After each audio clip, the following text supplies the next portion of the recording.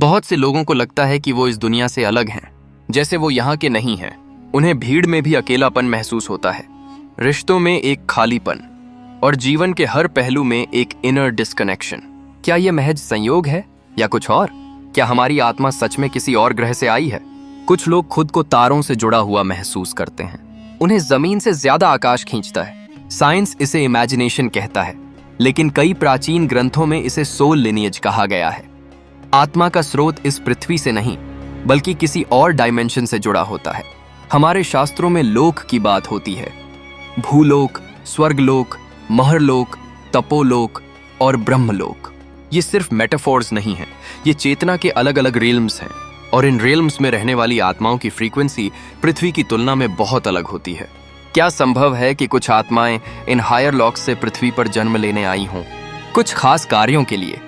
किसी को हीलिंग फैलानी है, किसी को ज्ञान देना है, किसी को चेतना जागृत करनी है। ऐसे लोग बचपन से ही अलग सोचते हैं।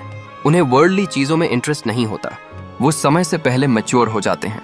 उन्हें याद नहीं होता कि वो कौन है, लेकिन दिल के अंदर एक साइलेंट कॉलिंग चलती रहती है, जैसे कोई उन्हें दूर से पुकार रहा हो।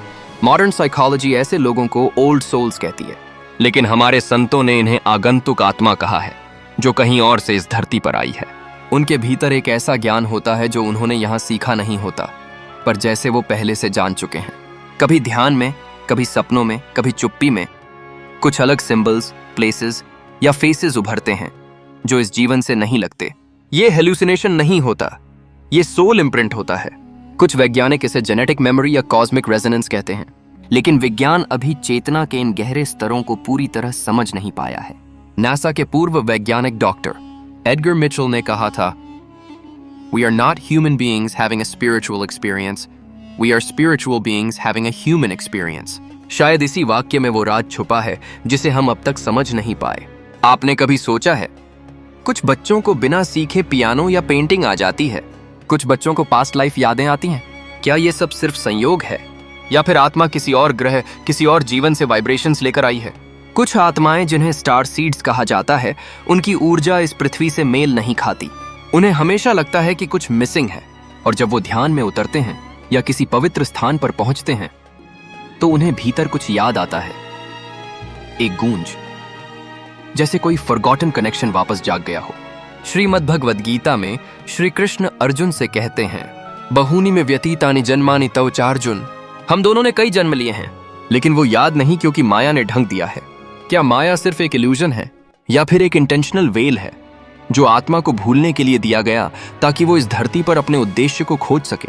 शायद हम सब अपने ओरिजिनल सोर्स को भूल चुके हैं, लेकिन भीतर अब भी कुछ बाकी है। एक स्पार्क, एक पुल, एक लॉन्गिंग जो कहती है कि तुम यहाँ के नहीं हो, तुम्हारा घर कहीं और है। कई साधकों ने ध्यान में दिव्य लोकों की झलक देखी है, ऐसे ब्रह्मांड जो नजर नहीं आते लेकिन मौजूद हैं। वहां कोई रूप नहीं, कोई शब्द नहीं, सिर्फ प्योर एनर्जी होती है। वहां आत्मा को अपना ओरिजिन याद आता है। कोई उसे सप्तऋषियों की ऊर्जा कहता है, कोई प्लेडियन कॉन्शियसनेस, नाम चाहे जो भी हो, अनुभव वही है, लाइट बियॉन्ड फॉर्म। इस पृथ्वी पर जन्म लेना भी शायद कोई एक्सीडेंट नहीं, एक मिशन है, एक यात्रा है, सोर्स से कटकर फिर उसी सोर्स की तलाश करने की। और शायद कुछ आत्माएं लाखों प्रकाश वर्ष दूर से इस जर्नी के लिए आई हैं।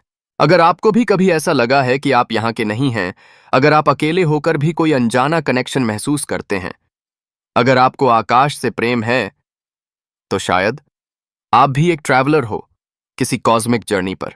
दुनिया भले आपको ड्रीमर कहे, साइंस भले इसे थ्योरी माने, लेकिन दिल के भीतर जो आवाज है वो झूठ नहीं बोलती। वो सॉफ्टली कहती है, "रिमेंबर हु यू आर।"